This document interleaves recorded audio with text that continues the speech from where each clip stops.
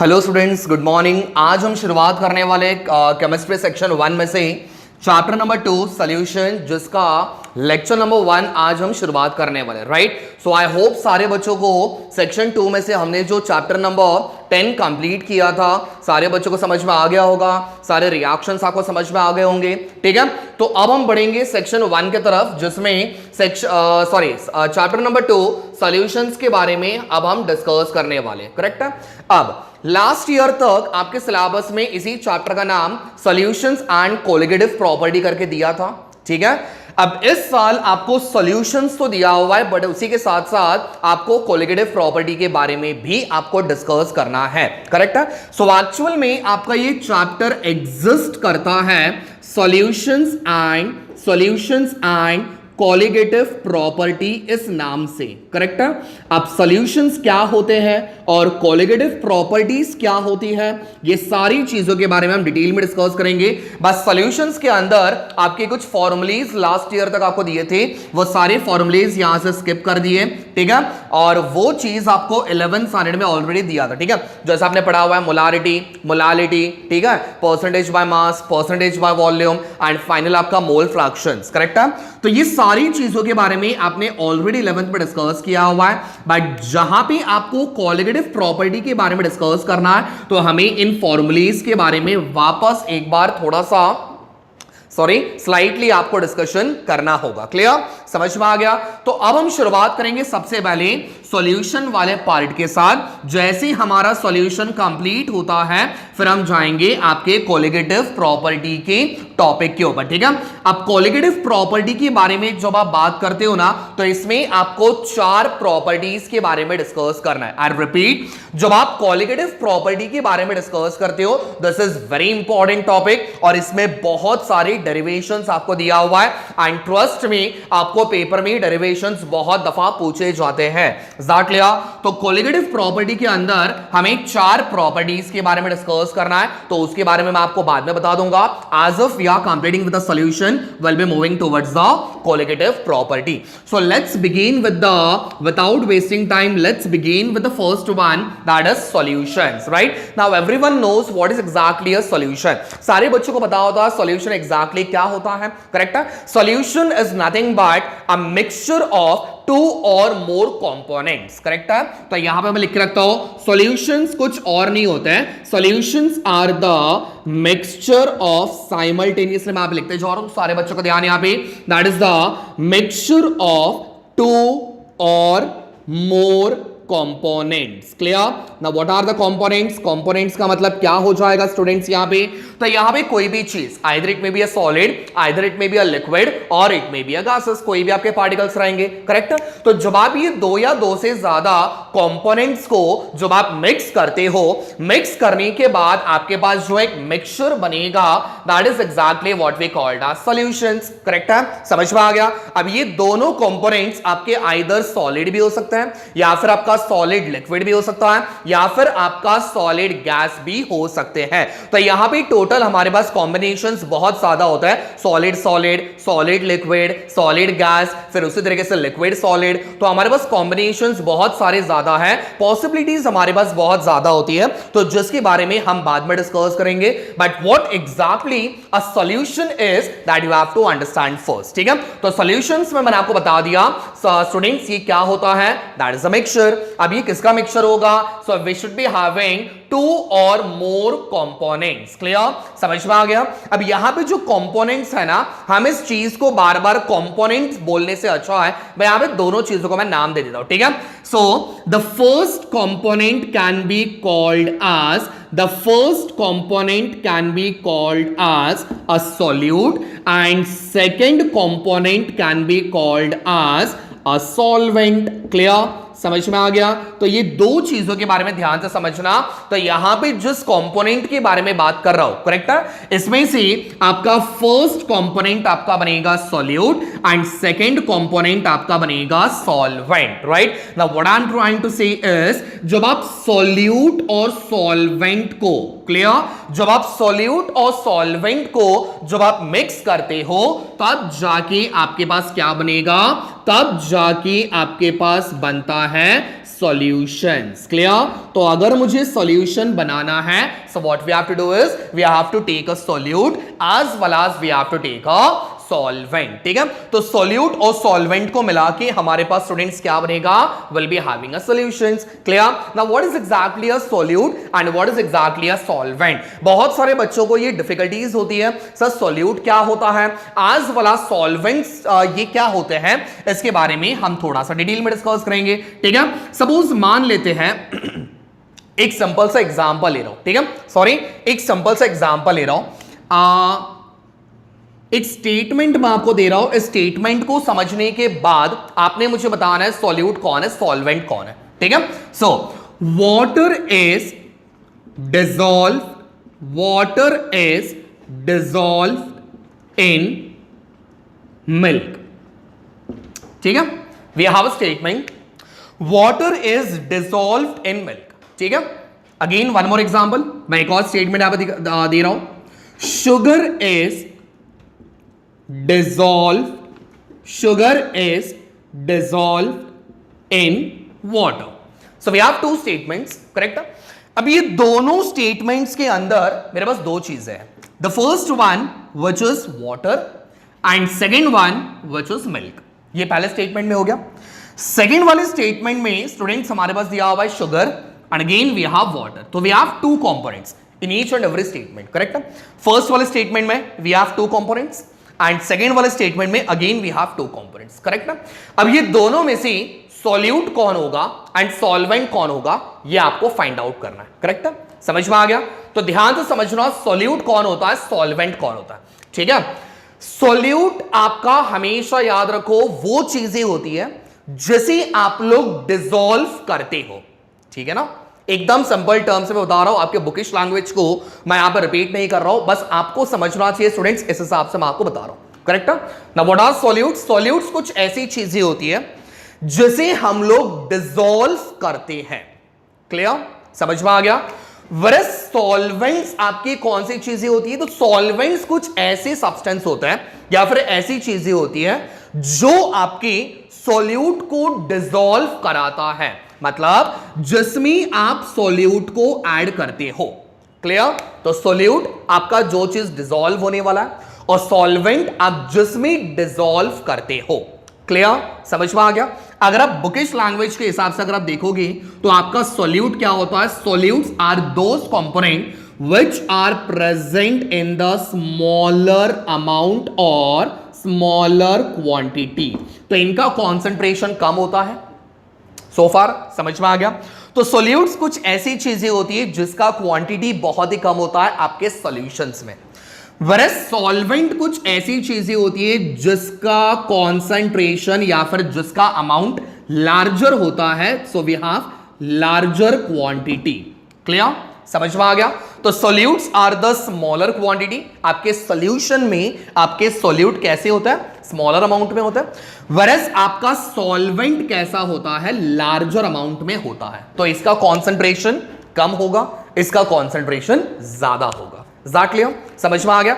और जिस तरीके से मैंने आपको बताया था वो भी चीज याद रखना, सॉल्यूट्स यानी कि जिसे आप डिसॉल्व करते हो या फिर जिसे आप ऐड कर रहे हो, करेक्ट? एंड सॉल्वेंट्स यानी कि आप जिसमें ऐड करते हो that becomes a solvent. Suppose से फॉर एग्जांपल, अगर इस स्टेटमेंट में अगर मुझे किसी ने पूछा कि सर इसमें सॉल्यूट कौन है, सॉल्वेंट कौन है, तो हम आइडेंटिफाई कैसे करेंगे? सबसे पहले हमने क्या लिया हुआ है? वाटर। हम वाटर को क्या कर रहे हैं स्टूडेंट्स? डिसॉल्व कर रहे हैं। किसमें डिसॉल्व कर रहे हैं? मिल्क में, करेक्ट है? तो यहां पे मुझे बताना डिसॉल्व कौन हो रहा है? डिसॉल्व यहां पे आपका वाटर हो रहा है। So this water becomes your solute, correct है? समझ में आ गया? वरस वाटर को मैंने डिसॉल्व किसमें कराया स्टूडेंट्स? तो यहां पे दिया हुआ है मिल्क, तो ये मिल्क बन जाएगा हमारे लिए सॉल्वेंट। क्लियर? समझ में आ गया? तो एक बन गया सॉल्यूट और एक बन गया हमारा सॉल्वेंट। सिमिलरली आप सेकंड वाले स्टेटमेंट में चेक कर लो, तो यहां पे मेरे पास दिया हुआ है शुगर। शुगर स्टूडेंट्स क्या हो रहा है? डिसॉल्व हो रहा है, तो शुगर हमारे लिए बन जाएगा सॉल्यूट। वरस शुगर डिसॉल्व किस में हो रहा है? तो आपके वाटर में हो रहा है, तो यहां पे आ जाएगा आपका so water becomes our solvent. Clear? समझ में आ गया? तो ये चीजें सबसे पहले समझो कि आप रिकॉग्नाइज कैसे करोगे, which one is solute as well as which one is solvent. Clear? समझ में आ गया? तो इस तरीके से आपको आइडेंटिफाई करना है सॉल्यूट कौन है, सॉल्वेंट कौन है। और एक चीज स्टूडेंट्स हमेशा याद रखना, जब आप सॉल्यूशन बनाते हो, mark my words what I am trying to say, जब आप सॉल्यूशन बना रहे हो, so we have to mixture, the first one which is solute and second one which is called as solvents. ठीक है, तो सॉल्यूट और सॉल्वेंट को मिला के हमारा सॉल्यूशन बनेगा। क्लियर? सो फार समझ में आ गया ना? सॉल्यूशंस आपकी सॉल्यूशंस आपकी दो तरीके के होते हैं। ठीक है, डिपेंडिंग ऑन द कॉन्सेंट्रेशन आपके सॉल्यूशंस दो तरीके के होते हैं। ठीक है, तो यहां पे मैं लिख देता हूं डिपेंडिंग ऑन द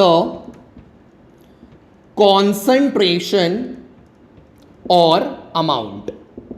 ठीक है, so depending on the concentrations आपके सॉल्यूशंस दो तरीके के होते हैं। तो solutions has been categorized into two different forms. ठीक है, the first one which is called as dilute solution, the first one which is called as dilute solution, whereas second is called as concentrated solution. Is that clear? समझ में आ गया? तो एक बनेगा dilute और एक बनेगा कॉन्सेंट्रेटेड। डाइल्यूट को हम लोग शॉर्ट में DIL इस तरह से लिखते हैं। ठीक है, whereas कॉन्सेंट्रेटेड को हम लोग शॉर्ट में CONC इस वाले फॉर्म में हम लोग रिप्रेजेंट करते हैं। ठीक है, आपने बहुत बार देखा होगा केमिस्ट्री के लैब में आपके पास दो तरीके के सॉल्यूशंस होते हैं। एक होता है आपका डाइल्यूट HCl, एक होता है आपका कॉन्सेंट्रेटेड HCl, एक होता है आपका डाइल्यूट H2SO4। थोड़ा सा मैं टॉपिक को अंडरस्टैंड करने के हिसाब से मैं आपको बता रहा हूं। ठीक है, सॉरी, सेकंड होता है आपका कॉन्सेंट्रेटेड H2SO4। करेक्ट है, तो ऐसे सॉल्यूशंस आपने यहां पे डिस्कस किए रहेंगे, आपने देखे हुए रहेंगे आपके लैबोरेटरीज में। ठीक है, तो solutions depending on the concentration, या फिर आप उसको बोल सकते हो क्वांटिटी, या फिर आप बोल सकते हो depending on the amount. Correct है, तो आपके सॉल्यूशंस को हमने दो चीजों में बाइफरगेट किया हुआ है। The first one which is called as dilute solution, whereas second one is exactly what we called as concentrated solutions. Clear? समझ में आ गया? Now what is dilute solution and what is exactly a concentrated solution that we have to understand. ठीक है, अब dilute solution का मतलब क्या होता है? Dilute का मतलब क्या होता है? खतरा नहीं होता। ठीक है, dilute solution का मतलब जिसमें आपका, ध्यान से समझना, सोल्यूट का अमाउंट स्मॉलर होता है। ठीक है, सॉल्यूट हमेशा आपका स्मॉलर क्वांटिटी में अवेलेबल होगा, प्रेजेंट होगा, वरस सॉल्वेंट आपके लार्जर अमाउंट या फिर लार्जर क्वांटिटी में प्रेजेंट होते हैं। That clear? समझ में आ गया? मैंने यहां पे लिया हुआ है सॉल्यूट स्मॉलर अमाउंट में होगा और मैंने यहां पे लिया हुआ है सॉल्वेंट लार्जर अमाउंट में होगा। ठीक है, से फॉर एग्जांपल एक सिंपल से एग्जांपल लेके मैं आपको अंडरस्टैंड कर रहा हूं। सपोज यहां पे मैंने एक बीकर लिया हुआ है। ठीक है, मैंने यहां पे एक बीकर लिया हुआ है। अब इस बीकर में हमने क्या किया हुआ है, सपोज मान के चलते हैं मैंने यहां पे 1 ml ऑफ HCl को ऐड किया हुआ है। किसको ऐड किया हुआ है? 1 ml ऑफ HCl को मैंने ऐड किया। ठीक है, तो इसके अंदर मैंने 1 ml ऑफ HCl को मैंने ऐड कर दिया, तो मेरे हिसाब से 1 ml आपका इतना हो जाएगा। ठीक है, ज्यादा हो गया लेकिन समझ जाओ, ये आपका बनेगा 1 ml ऑफ HCl। ठीक है, अब इस 1 ml ऑफ HCl के अंदर 1 ml ऑफ HCl के अंदर मैंने 50 ml ऑफ मैंने वाटर को ऐड किया हुआ है। ठीक है, तो मैंने 1 ml ऑफ HCl लिया और 50 ml ऑफ उसके अंदर पानी डाल दिया, तो 50 ml पानी डालने की वजह से आपका लेयर कुछ यहां तक आ जाएगा, ये पूरा आपका पानी से भर गया। करेक्ट है, तो मुझे बताओ यहां पे सॉल्यूट कौन बनेगा? तो HCl आपका बन जाएगा सॉल्यूट, whereas वाटर आपका क्या बन जाएगा? सॉल्वेंट। करेक्ट है, तो मुझे बताओ मैंने सॉल्यूट कितना कॉन्सेंट्रेशन में लिया हुआ है? कितना लिया हुआ है मैंने? दैट इज 1 ml, और वाटर मैंने कितना लिया हुआ है? 50 ml। ठीक है, तो जहां पे आपका सॉल्यूट का कॉन्सेंट्रेशन कम होता है या फिर स्मॉलर अमाउंट होता है और सॉल्वेंट हमेशा लार्जर अमाउंट में प्रेजेंट होगा, तो ये सॉल्यूशंस आपके कैसे बनेंगे? डाइल्यूट सॉल्यूशंस आपके बनते हैं। Is that clear? ठीक है, समझ में आ गया? अब उसके बाद अगर आप कॉन्सेंट्रेटेड वाले के बारे में बात करते हो तो कॉन्सेंट्रेटेड सॉल्यूशन का मतलब पहले वाले का उल्टा। तो पहले वाले में सॉल्यूट कैसा था, स्मॉलर अमाउंट में था, तो यहां भी आपका सॉल्यूट कैसा होगा, लार्जर क्वांटिटी में प्रेजेंट होगा। क्लियर? तो यहां भी आपका सॉल्यूट लार्जर क्वांटिटी में प्रेजेंट होना चाहिए, वेयरएज आपका सॉल्वेंट जो रहेगा that will be in the smaller quantity. Is that clear? समझ में आ गया? ठीक है, तो सॉल्यूट आपका लार्जर क्वांटिटी में रहेगा और सॉल्वेंट हमेशा आपका स्मॉलर क्वांटिटी में प्रेजेंट होना चाहिए, so that becomes your concentrated solution. Let's say for example यहां पे मैंने एक सिंपल सा एग्जांपल लिया हुआ है, मान के चलते हैं हमने यहां पे वापस एक बीकर लिया हुआ है और इस बार मैंने बीकर में क्या किया हुआ है स्टूडेंट्स, तो मैंने यहां पे 10 ml ऑफ HCl मैंने लिया हुआ है। सो 10 ml ऑफ HCl मैंने लिया हुआ है और उसके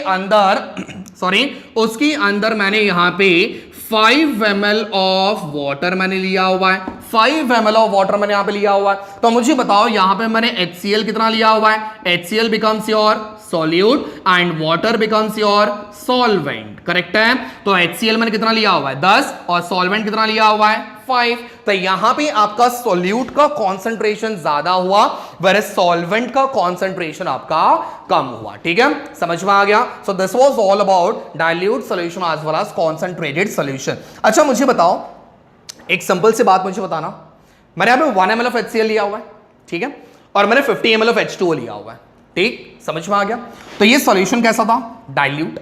ठीक है, अगर आप वाटर का क्वांटिटी डिक्रीज करते हो, ध्यान से समझना, मैंने अगर वाटर का क्वांटिटी डिक्रीज किया, ठीक है, वाटर कौन है हमारा, सॉल्वेंट, ठीक है ना, अगर मैंने वाटर का क्वांटिटी डिक्रीज कर रहा हूं, 50 से मैं 40 पे जा रहा हूं, फिर उसके बाद 30 पे जा रहा हूं, फिर उसके बाद 20 पे जा रहा हूं, फिर उसके बाद 10 पे जा रहा हूं, मैंने अगर डिक्रीज किया, करेक्ट है, अगर आपके सॉल्वेंट को डिक्रीज करते हो तो आपका कॉन्सेंट्रेशन क्या बढ़ेगा, इंक्रीज होगा।